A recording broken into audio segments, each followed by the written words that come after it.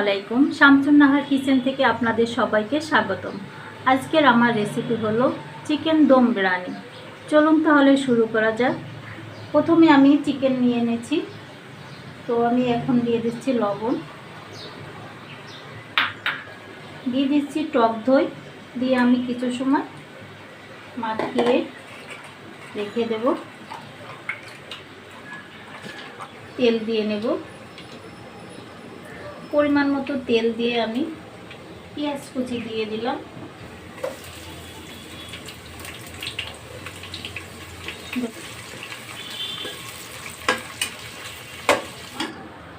এখন আমি দিয়ে দেব জিরা বাটা, রসুন বাটা, 1 চামচ দিয়ে দেব আদা বাটা, দিয়ে দেব 4-5টা দারচিনি, এলাচ। এখন একটু ভালো করে নাড়াচাড়া করে দিয়ে দেব 2টা তেজপাতা। এখন অ্যাড করব সামান্য দুধ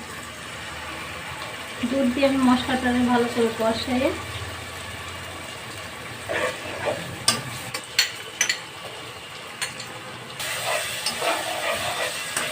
ম্যারিনেট করা মাংসটা এখন আমি দিয়ে দিচ্ছি।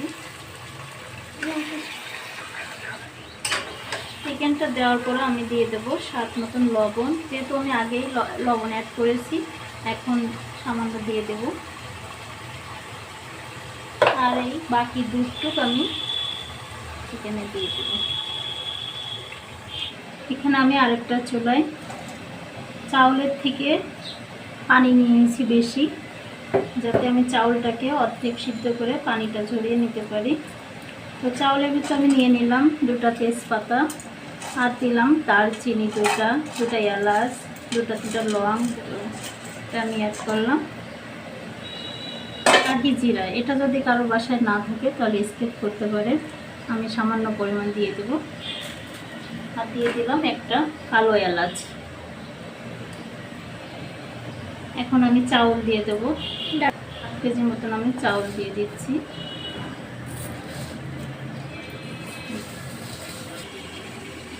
দিয়ে দেব চিনি, সামান্য পরিমাণ চিনি অ্যাড করব।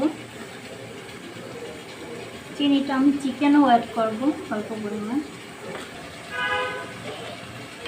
চাউলটা প্রায় হয়ে এসেছে, এখন আমি পানিটাকে ঝরিয়ে নেব। চিকেনটা আমার প্রায় হয়ে এসেছে।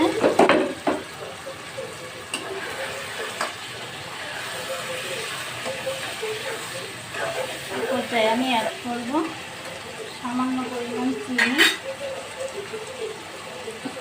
সামান্যই দেব। আর দিয়ে দেব আমার নিজস্ব বানানো চিলি ফ্লেক্স।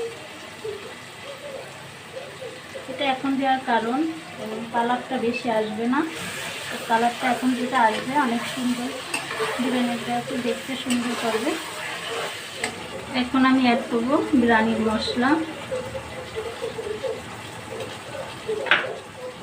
দিয়ে আমি ভালো করে নাড় করবো। সামান্য পানি, চিকেনটা আমার হয়ে গেছে, এর জন্য আমি অল্প পানি দেবো। এবার 4-5টা আলু বোখরা, এখন জড়িয়ে রাখা চাউল অ্যাড করে দেব, দিয়ে দেবো পেস্তাটা, দিয়ে আমি ভালো করে রেখে দেব। আর এই টিস্যুটা দিয়ে আমি এটার মুখ আটকে দিয়েছি।